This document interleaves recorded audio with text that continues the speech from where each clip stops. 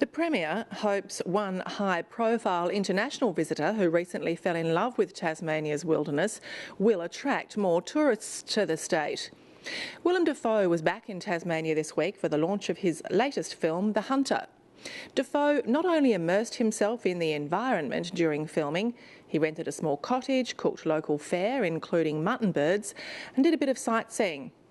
Although it was a whistle-stop trip for the film's premiere, when I spoke to him yesterday, shortly before he left the state, Dafoe hinted Tasmania hasn't seen the last of him. Willem Dafoe, thanks very much for joining us. Sure, my pleasure.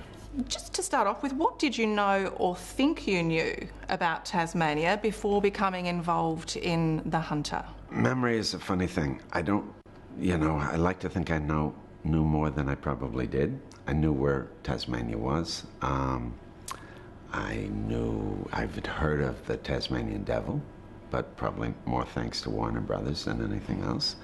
I didn't know so much. I'd been on the mainland before, and I remember looking out on the water when I was at Wilson's Promontory, and someone saying, "That way's Tasmania." And I always remember that because when they said that, I thought, someday I'll go there.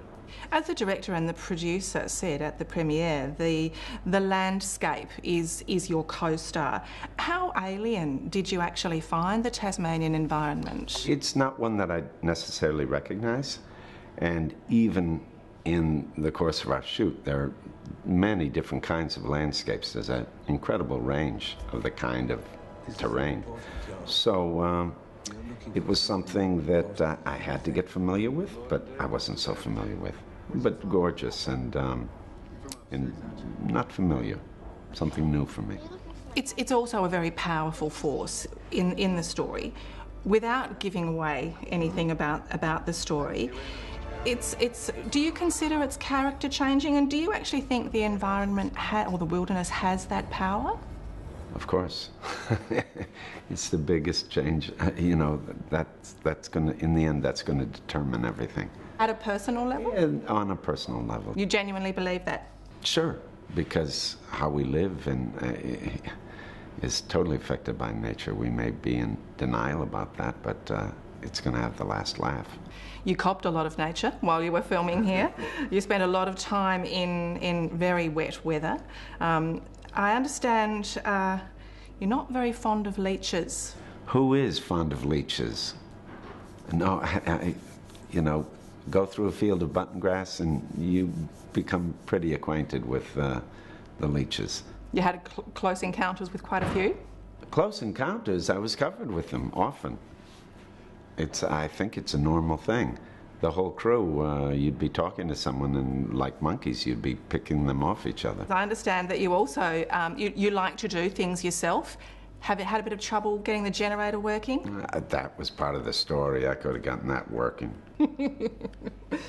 Apart from the landscape, another strong feature in the story is politics, which has dominated Tasmania for generations, the issue of logging.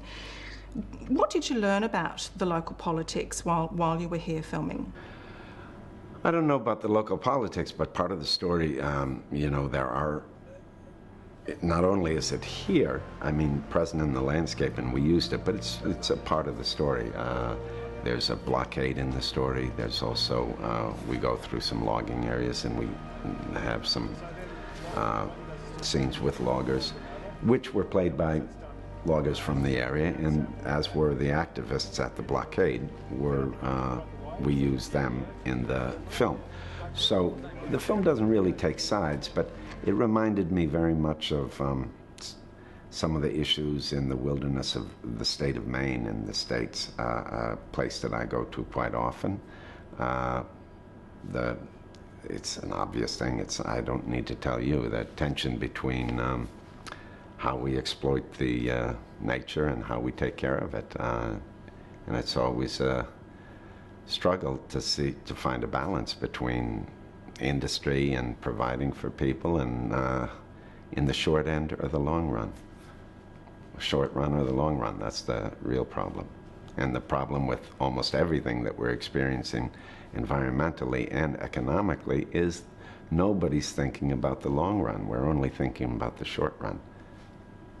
people are too worried about dividends for stockholders rather than the health of the economy. Did you actually gut a wallaby? Yes, I did. Yes, I did. And it was, sort of strange because the woman that brought me the carcasses, there were 2 dead wallabies. She was a licensed person that would, that provides meat, is licensed to shoot kangaroos and wallabies and other animals. And we took these, and she said, listen, we only have 2 chances at this because we only have 2.